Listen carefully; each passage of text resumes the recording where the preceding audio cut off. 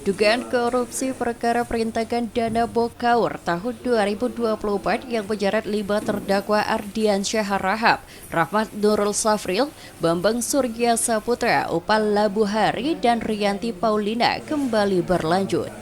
Dalam sidang lanjutan yang digelar Selasa pagi, terdakwa Upal Labuhari menghadiri 2 orang saksi ahli, yakni Profesor Suhandi Cahaya selaku ahli hukum pidana dan Taufik CH selaku ahli Dewan Etik Kongres Advokat Indonesia.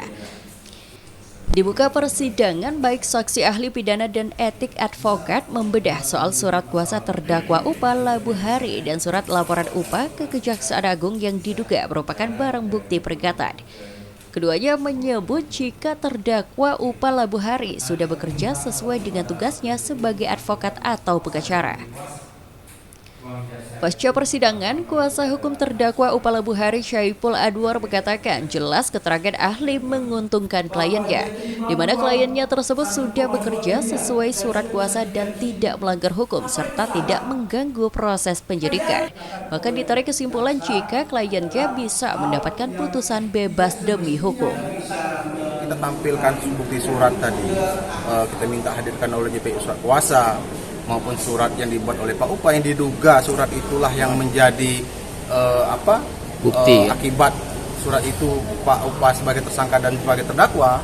Di sana jelas disampaikan bahwa surat itu tidak melanggar, ya kan? Surat itu surat biasa yang dalam proses kontrol check and balance, ya kan? Dan itu normal-normal saja dibuat. Apalagi surat itu baru 1 kali disampaikan oleh terdakwa Pak Upah ini. Artinya perbuatan surat itu tidak berlanjut untuk menghalangi proses-proses penyelidikan. Nah, soal etik tadi menyampaikan bahwa ada etikat baik dari terdakwa Upah ini. Nah, dalam konstitusi pasal 16 Undang-Undang Advokat itu jelas ketika advokat ini menjalankan profesi dia dengan etikat baik, maka dia tidak bisa diminta tanggung-jawaban hukum pidananya maupun secara hukum perdata, ya kan? Jadi jelas sudah ahli yang kita hadirkan 2 ahli ini mendukung nota pembelaan kita nanti bahwa perkara ini tidak bisa disangkakan pidananya. Sementara itu, JPU Kejati Bengkulu Danang Prasetyo tidak mempersoalkan soal keterangan dan pihaknya berkeyakinan terdakwa akan mendapatkan keadilan yang setimpal. Kalau itu kan wajar aja hanya mereka kan. Dari kejaksaan tapi yang penting alat bukti itu paling utama itu kan saksi. Bisa ada saksi baru ahli kan itu. Jadi derajatnya ada, nggak bisa dibolak-balik. Oke, jadi kita yakin tetap bisa membuktikan, Pak? Saksinya ada lengkap semua.